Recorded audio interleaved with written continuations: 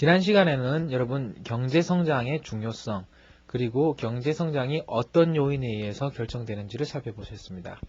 그렇다면 경제성장이 그렇게 중요하다면 정부가 경제성장을 시작시키고 정부가 경제성장을 유지시키기 위해서는 어떤 역할들을 해야 되는지를 지금부터 여러분들이 살펴보시게 되겠습니다. 맨 먼저 보면 경제성장에 있어가지고 가장 중요한 요인이 저축과 투자라는 거죠. 결국 한 국가에서의 지출은 저축이 되거나 소비가 되거나 아니면 남겨지거나 하는 부분이기 때문에 이 저축이란 부분은 어떻습니까? 이 저축이란 부분은 소비를 줄인 대가라는 것을 알 수 있죠. 그렇기 때문에 교과서에도 나왔습니다. 경제학의 10대 기본 원리를 통해서 알 수 있듯이 모든 선택에는 대가가 있다. 그래서 우리가 저축을 하고 투자를 하게 되는 데는 결국 금기 소비를 줄이고 금기의 욕심을 줄이는 그러한 하나의 대가가 필요했다는 거죠. 그래서 내일 우리가 좀 더 높은 소득을 얻기 위해서는 내일 좀 더 높은 점수를 받기 위해서는 여러분들이 오늘 잠을 줄여야 될 필요가 있습니다. 때로는 잠을 줄이는 게 왜 중요하냐 그런 사람들이 있기도 하던데 여러분들이 분명히 조금 더 고생을 더 하시면 내일 좀 더 높은 생활 수준을 느낄 수 있고 내일 좀 더 높은 점수를 받으실 수가 있을 거예요. 자, 그래서 경제성장은 공짜가 아니라는 거죠. 미래의 높은 소비 수준을 달성시키기 위해서는 현재 소비를 희생해야 하는 것이다 하는 내용이 나와 있습니다. 자, 그래서 저축을 통해서 남겨진 금액들이 아마 대부분 투자를 하게 될 겁니다.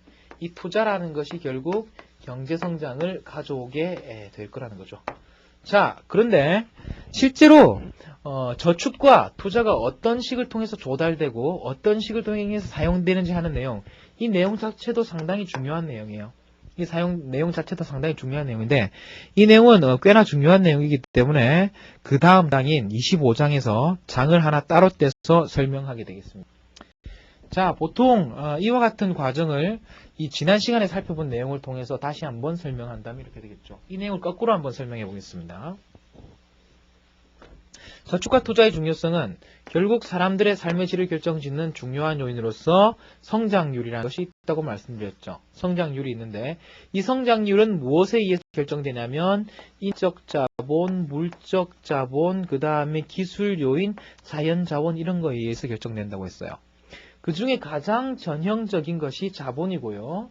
이 자본에 의해서 생산성과 그 다음에 성장률이 결정될 가능성이 크다면 이 자본을 축적해가는 행위를 뭐라고 부릅니까? 무언가를 투자를 해서 자본재를 사는 거죠. 그렇기 때문에 이 투자라는 것이 중요하다는 거죠. 자, 거꾸로 하면 되겠습니다. 실질 성장률을 높이기 위해서는 자본이 축적되어 있어야 하고 자본을 축적하는 행위가 투자이기 때문에 투자는 중요합니다. 자, 투자를 할 수 있는 재원이라는 것은 저축으로부터 나오는 것이고 이 저축이라는 것은 소비를 줄인 대가라고 말씀드렸죠. 자, 그래서 이와 같은 관련을 여러분들이 잘 이해해 주시고 모든 선택에는 대가가 있다. 소비를 줄인 대가이라 하는 것을 여러분들이 한번 확인해 보실 수 있을 겁니다.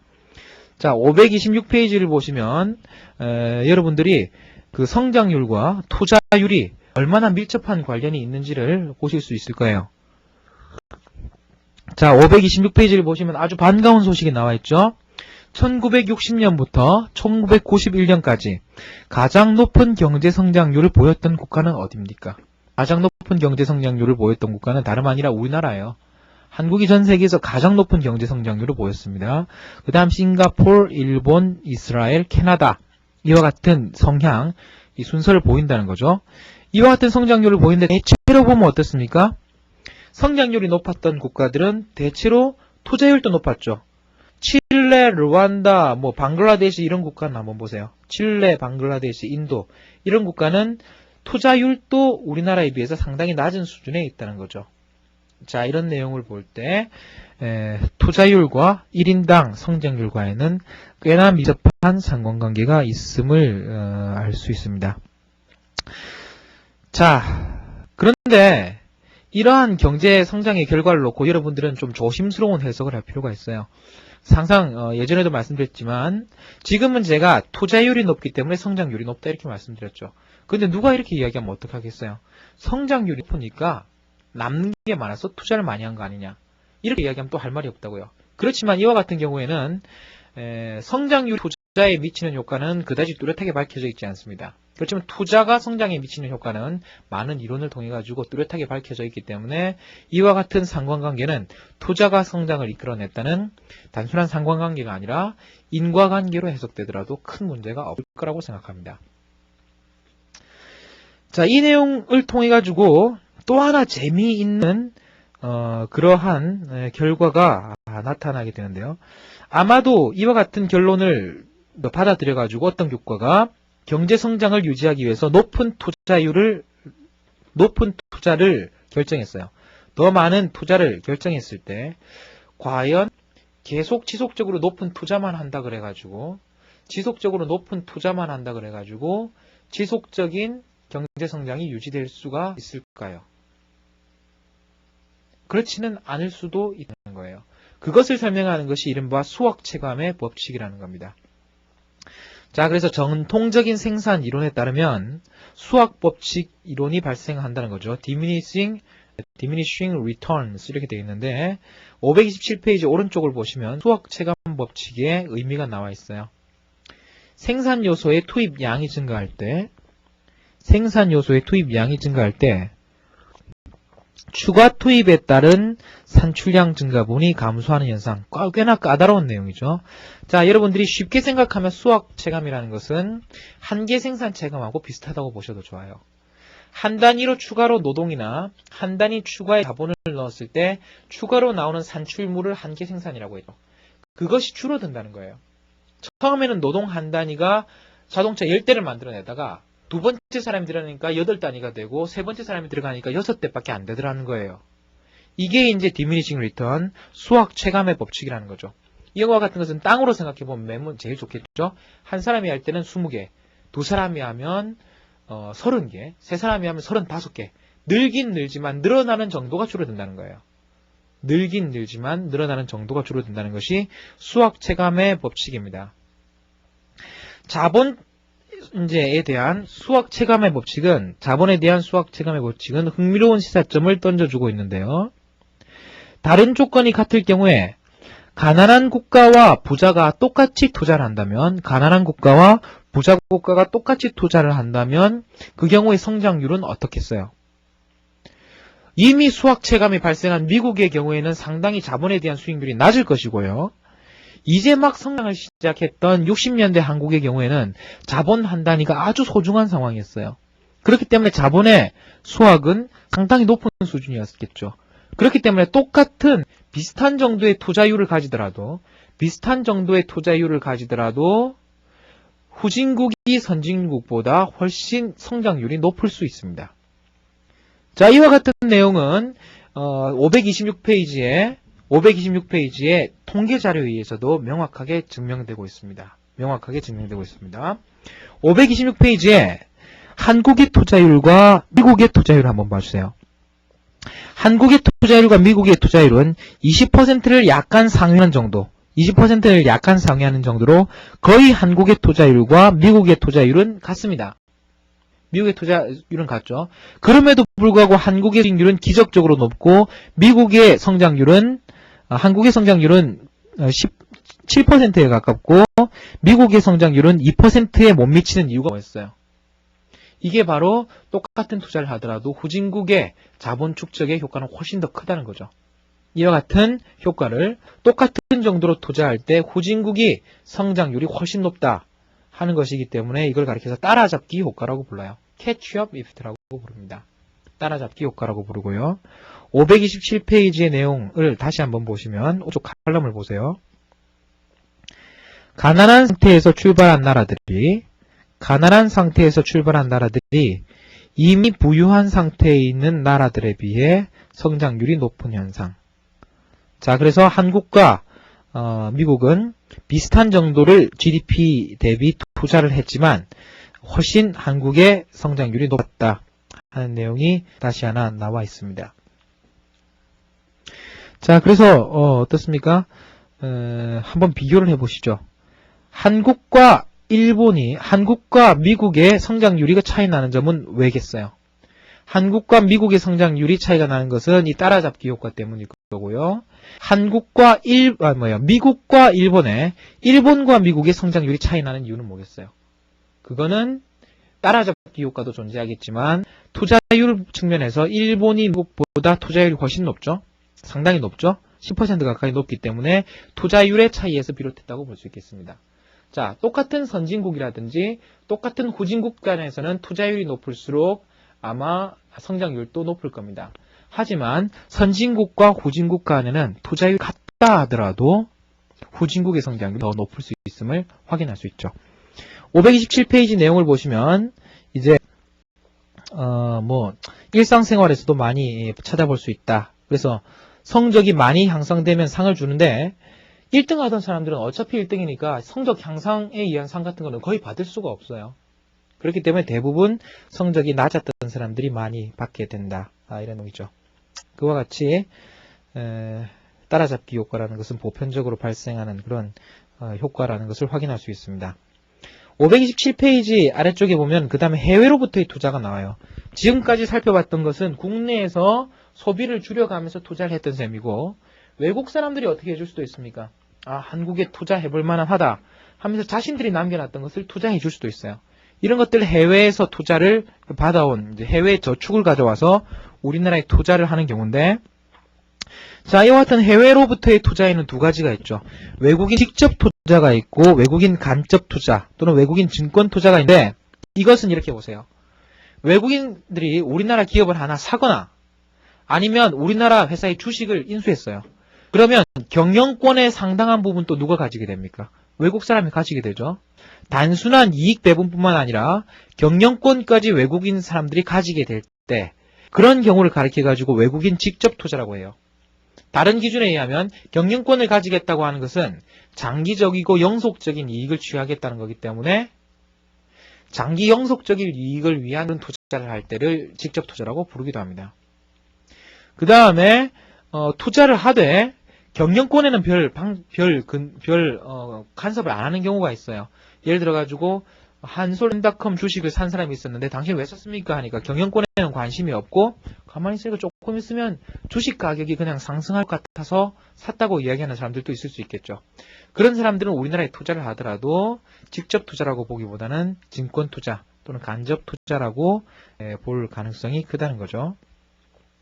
자, 그래서 외국의 사람들이 우리나라에 투자를 한다면 우리나라 기업들이 좀 더 많이 잘 돌아갈 거기 때문에 우리나라의 성장이 나타날 거다 하는 건데 외국인 자본 투자가요. 외국인 자본 투자가 여기서는 이제 좀 큰 차이가 발생해요. GDP에 미치는 효과하고 GNP에 미치는 효과가 조금 상이할 수가 있겠죠. 한번 생각해 보세요. GDP에 미치는 효과라면 외국인이 우리나라에 와가지고 생산하면 그건 국내에서 생산이죠. 그럼 그때 생산된 거는 모두 국내 생산에 포함돼요. 모두 국내 생산에는 포함되지만 그게 모두 GNP에는 포함되겠습니까? 그렇지 않아요. 외국인이 투자를 했으면 그 투자에 의한 수익은 많은 정도 외국 사람들이 가져갈 거라고요. 그렇기 때문에 국내 총생산에서는 모든 산출량이 포함되지만 아마 GNP에는 작은 부분밖에 포함되지 않을 겁니다. 자, 그래서 영향이 서로 다르다 하는 내용이 나와 있고 외국인 자본 투자는 경제 성장을 추진하는 중요한 하나의 방안이라고 볼 수 있기 때문에 외국 자본의 유치를 권합니다. 하지만 때로는 해외 자본의 유치가 해외 자본이 들어오는 것이 우리나라의 중요한 그 기간 사업을 먹고 있기 때문에 때로는 궁핍화 성장이 가능할 수 있다는 이야기를 하기도 해요. 성장은 되더라도 우리나라 사람들은 더 가난해질 가능성이 있다는 거죠. 그렇기 때문에 세계화의 덫이라든지 그런 이야기도 이런 입장에 근거해 있습니다. 자, 특히 월드뱅크 예전으로 따지면 이제 IBRD라고도 불렀었죠. 이 기관이 가난한 나라에 대한 외국인 자본 투자를 장려하는 대표적인 기구이고 그 자매 기관인 국제통화기금 같은 경우에도 전 세계적인 경제 번영을 촉진하는데 많은 역할을 하고 있다. 이렇게 되어 있습니다. 자, 여러분 여기 2차 대전 이야기가 나오는데 선진국들이 2차 대전이 끝나고 나서 왜 부랴부랴 세계은행이나 IMF 같은 기관을 만들었겠어요? 2차 대전을 통해 가지고 우리가 알게 된 중요한 교훈은 뭔가 하면 독일, 이탈리아, 일본이 왜 전쟁을 일으켰냐는 거예요. 그 당시에 독일, 이탈리아, 일본 대공황 시대에 접어들면서 엄청난 불황에 빠졌다는 거죠. 엄청난 불황에 빠지면서 값싼 원료를 찾고 그 다음에 좀 더 비싸게 팔아먹을 수 있는 시장을 찾아야 되는데 이 시장이라는 것이 그 식민지 체제에 의해 가지고 모두 이렇게 서로 석권되어 있다는 거예요. 그 식민지 석권에서 후순위로 밀리게 된 일본, 독일, 이탈리아 같은 경우에는 더 이상의 시장을 확보할 수 없었기 때문에 뭘 한 거예요? 전쟁을 일으킨 거예요. 더 큰 시장을 얻기 위해서요. 그렇기 때문에 어떻습니까? 2차 대전의 교훈 중 가장 큰 교훈이 경제적 곤란이 군사적 충돌로 이어질 수 있다는 것을 보인 것이에요. 경제적 곤란 때문에 전쟁이 발생할 수 있다는 겁니다. 이와 같은 내용은 20세기 말, 21세기로 진행되면서 점점 더 강해졌습니다. 대부분의 분쟁이 자원을 둘러싸고 시장을 둘러싸고 일어난 가능성이 컸기 때문에 이와 같은 기구들에 의한 빈곤 문제의 해결 또는 경제 문제의 해결이 정치적인 안정의 측면에서도 꽤나 중요한 역할을 하게 된다는 거예요. 자, 물적 자본을 축적시키는 것이 투자였다면 인적 자본을 축적시키는 것이 529페이지에 나오는 교육이라고 볼 수 있습니다. 교육은 인적 자본에 대한 투자로서 물적 자본 못지않게 장기적 번영을 자유하는 중요한 변수이다. 이렇게 돼 있죠. 자, 어떤 경제학자들은 이렇게 이야기하게 됩니다. 인적 자본을 보호하고 인적 자본에 대한 그러한 정부의 지원이 필요한 이유가 인적 자본이라는 것은 플러스의 외부 효과를 창출할 수도 있다는 거예요. 만약에 교육을 더 받았으면 다른 사람들과 의사소통을 하는데 어떻겠어요? 훨씬 더 많은 이익을 발생시키겠죠. 효과적으로 의사소통을 할 수 있겠죠. 그 다음에 교육을 많이 받았으면 새로운 기술을 개발하고 새로운 지식을 만들어내는데 훨씬 유리할 거라고요. 그런데 이와 같은 기술이나 지식을 한 사람이 만들어 놓으면 그 사람만 이익을 보는 게 아니라 사회 모든 사람들이 혜택을 입는 특징이 있습니다. 그렇기 때문에 인적 자본의 경우 대대적인 지원이 정당화될 수 있다 하는 것이죠. 가난한 나라에서 직면하고 있는 문제를 살펴보면 그 중에서 브레인 드레인이라고 되어 있죠. 두뇌 유출에 대한 이야기가 있는데 후진국의 경우에는 애써서 인재를 키워놓으면 이것들이 살기 힘든 자기 나라보다는 살기 좋은 선진국으로 가버리는 문제들이 있다는 거예요. 그래서 인적 자원을 양성하는 것도 중요하지만 인적 자원을 국내 그대로 유지시키는 것, 그 다음에 우수한 인적 자원을 유치해 오는 것도 꽤나 중요하다고 볼 수 있습니다. 이런 입장에서 최근에 외국인 감독이라든지 이런 사람 데려오는 것도 인적 자원이 그만큼 중요하기 때문이라고 생각할 수가 있겠죠. 예. 그래서 여러분 축구 같은 거 생각해 보시면 좋겠어요.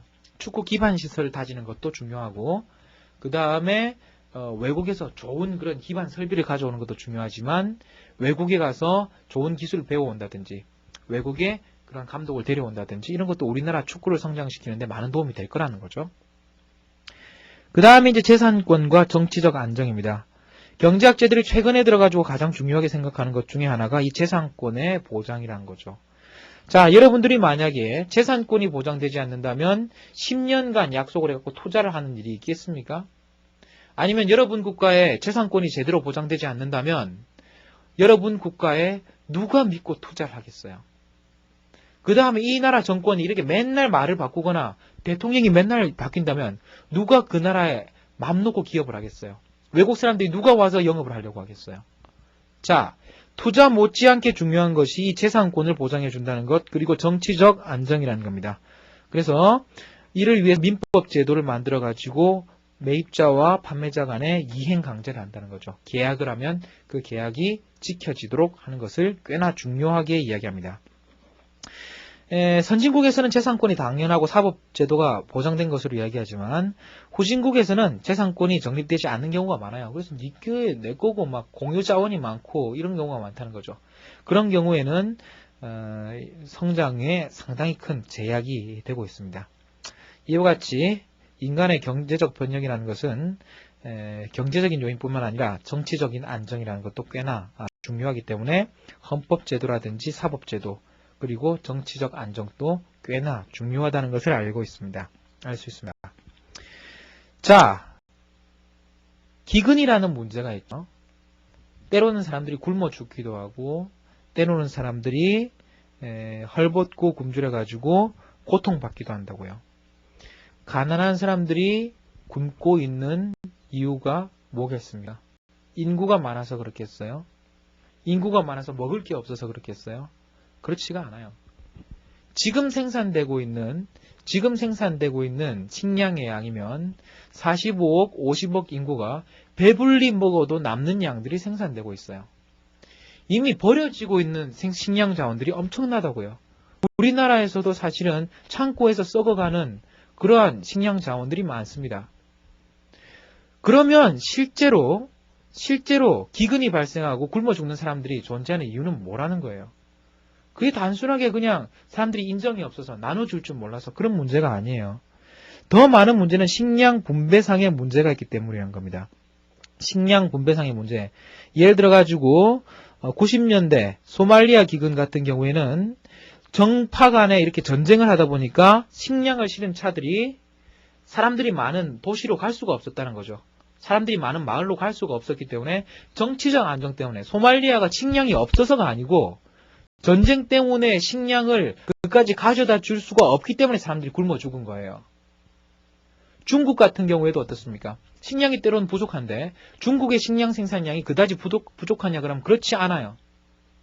실제로는 중국 같은 경우에는 통신시장은 상당히 발달되어 있지만 물류시설은 아직도 우마차 끌고 다니고 이러고 있다고요. 그렇기 때문에 식량을 끌고 가다 보면 그냥 썩어버리는 거예요. 비용이 들고. 그렇기 때문에 유통상의 문제라든지 정치적 안정의 문제 이런 것들이 더 중요한 문제일 수가 있다는 거죠. 그와 같은 문제를 통해서 여러분들은 인구 문제보다도 더 심각한 기근의 문제는 원인은 다른 곳에 있다는 것을 확인할 수 있습니다. 자, 그 다음에 나오는 것이 자유무역이에요. 예전에도 말했다시피 어떤 나라가 밀을 수출해서 만약에 철강을 수입한다면 그건 솔직히 이렇게 새로운 마술을 개발한 거하고 똑같은 거예요. 밀을 집어넣어 갖고 철강이 나오는 그런 새로운 기술을 개발한 거나 마찬가지예요. 아주 혁혁한 그런 인류 그 후생 증진에 큰 도움을 할 수 있다는 거죠. 그래서 대부분의 국가의 성장 정책은 내부 지향 정책과 외부 지향적 정책으로 나뉩니다. 국내 시장을 보호함으로써 성장하려는 정책과 국내 시장을 외국으로 개방시켜서 더 큰 시장을 바라보게 함으로써 성장하게라는 두 정책이 있었는데 이제 대부분의 국가에 있어서는 외부 지향적인 정책, 자유무역을 활발하게 해주는 정책들이 큰 성장을 거뒀다는 거죠. 그래서 한국, 싱가포르, 대만 이렇게 외부 지향적 정책을 추구한 나라들은 예외 없이 급격한 경제성장을 이룬 바가 있습니다. 자, 그 다음에 인구성장 억제인데 아까도 살펴보셨죠? 인구성장 억제가 왜 중요한가 하면 아까 살펴보셨다시피 1인당 GNP라는 것은 어디에 의해서 결정되느냐? 1인당 자본량, 그 다음 1인당 인적 자본량, 그 다음에 1인당 자연 자본량 이렇게 결정된다 그랬죠. 그런 경우에 만약에 이 요소들이 성장률이 일정하거나 아니면 그 양이 일정하다고 할 때 만약에 노동량을 줄이거나 1인당 인구를 줄이거나 아니면 1인당 인구 성장률을 줄인다면 1인당 자본량, 1인당 지식량, 1인당 자연 자원량을 높일 수 있을 거라는 거예요. 그렇기 때문에 인구 성장을 억제하는 것도 사람들의 실질적인 삶의 수준을 높이는 것에 상당히 큰 역할을 할 수가 있다는 겁니다. 그래서 저개발 이제 어느 국가가 인구 증가를 억제하기 위해서 사용할 수 있는 방법은 이제 산하 제한을 통해 가지고 간접적으로 인구 성장을 억제하는 경우가 있다는 내용을 이야기하고 있고요. 마지막에 이와 같이 인구 성장을 억제하는 방법으로서 대부분의 국가에서는 남녀 평등 고용 기회를 주는 경우를 이야기를 하고 있어요. 그래서 남녀 고용 평등 기회를 주면 여자가 바빠지기 때문에 낳게 되는 그 인구수가 적은 거로 그렇게 되어 있습니다. 그래서 교육을 받고 좋은 직장을 가질수록 자녀의 수가 적기 때문에 남녀 평등, 기회균등을 고용에서의 기회균등을 촉진하는 것은 인구 증가율을 낮추는 데도 꽤나 중요한 역할을 한다는 이야기가 나와 있죠. 자, 그 다음에 나와 있는 것이 연구개발에 대한 이야기입니다. 그래서 연구개발은 기술의 지식, 기술적인 지식을 발전시키는데 상당히 큰 역할을 한다는 것이고, 지식이라는 것은 상당 부분 공공재의 특징을 가진다는 거예요. 내가 쓴다고 옆에 사람이 못 쓰는 것도 아니고, 요금을 안 낸다고 그 지식을 못 쓰게 할 수도 없어요. 그렇기 때문에 정부가 창출해야 되는 대표적인 공공재라고 볼 수 있습니다. 그래서 기술에 대한 연구개발을 정리하는 것도 정부의 몫이다 나와 있고, 이와 같은 기술 지식은 이제 특허 제도를 통해 가지고 정부가 많이들 보장을 하고 있습니다. 자, 사례 연구해 보시면 생산성 증가세의 둔화 현상, 그래서 General Slowdown of Growth Rate라고 이야기하는데요. 경제 성장률이, 경제가 성장은 하지만 성장하는 정도가 점점 줄어드는 현상들이 보이더라는 거예요. 자, 그래서 미국 기업들의 생산성은 3.2%, 73년 이전에는 3.2%였는데 73년 이후로는 1.3%에 불과했다. 꽤나 유명한 연구입니다. 73년을 근거로 기준으로 이와 같이 성장률이 크게 한번 꺾이게 되었다는 거죠. 이와 같은 것들이 왜 발생했느냐 하는 것에 대해서는 여러 가지 그런 견해들이 있지만, 맨 먼저 이제 지금까지 입증된 사실은 두 가지 정도예요. 생산성 증가세가 둔화되는 것은 세계적인 현상이에요. 미국뿐만 아니라 캐나다, 일본, 뭐 대부분의 선진국들이 다 경제 성장률이 둔화되고 있다는 거죠.